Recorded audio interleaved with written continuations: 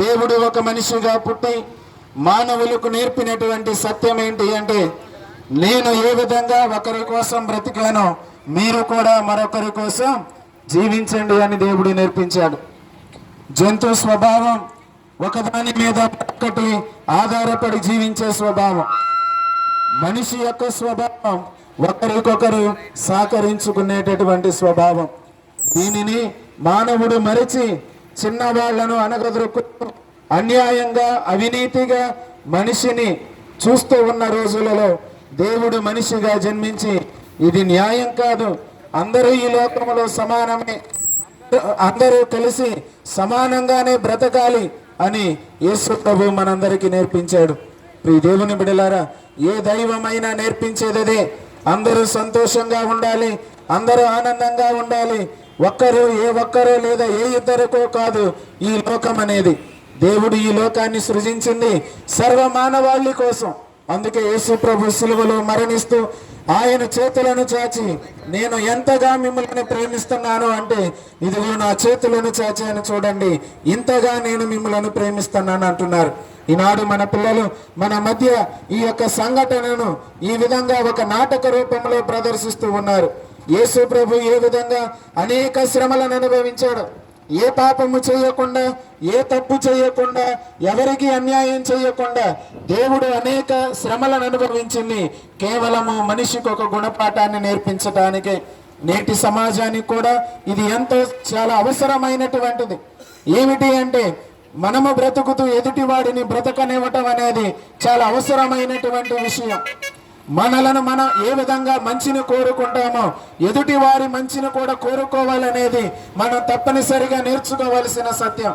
అప్పుడు మనం ఆనందంగా ఉంటాం, మనతో ఉన్న వాళ్ళు కూడా ఆనందంగా ఉంటారు. ఇది దేవుడు మనకు నేర్పించిన సత్యం. అందుకే ఈ రోజును గుడ్ ఫ్రైడే అంటాం, ఒక మంచి శుక్రవారం. అనగా మన దేవుడు శ్రమలు పడిన శుక్రవారం. మంచి శుక్రవారం ఎందుకైంది?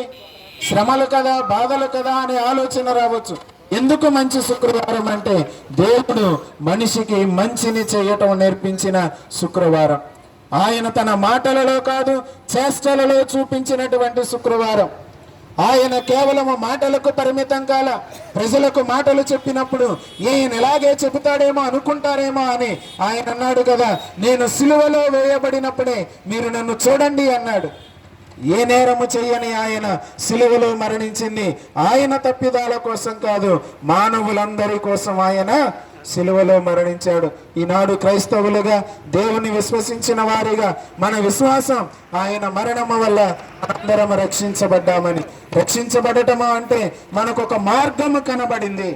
ఏంటి ఈ మార్గం అంటే, ఎదుటి వాడిని ప్రేమించాలి అనేటటువంటి మార్గాన్ని మరొకసారి దేవుడు తెరిచి మనందరికీ చూపించాడు. కాబట్టి అనేక మంది మధ్య మనం జీవిస్తూ ఉన్నటువంటి ఈ సందర్భాలలో మనము దేవునికి సాక్ష్యం ఇవ్వాలి.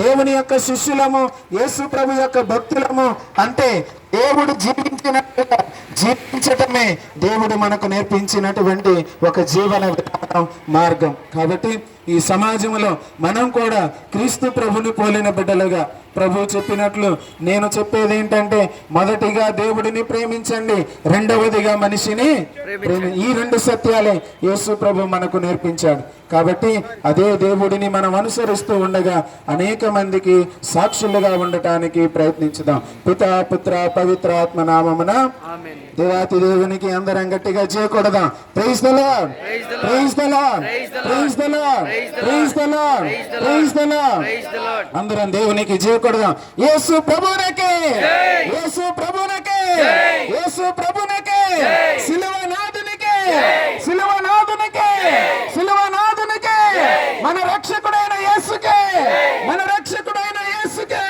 మన రక్షకుడైన యేసుకే, పాపుల విమోచకుడు యేసుకే, పాపుల విమోచకుడు యేసుకే, పాపుల విమోచకుడు యేసుకే, మరణాన్ని జయించిన యేసుకే, మరణాన్ని జయించిన యేసుకే, మరణాన్ని జయించిన యేసుకే. Praise the lord, praise the lord, praise the lord. సహోదరులారా, ఇప్పుడు మరలా మనం ముందుకు కొనసాగుతాం.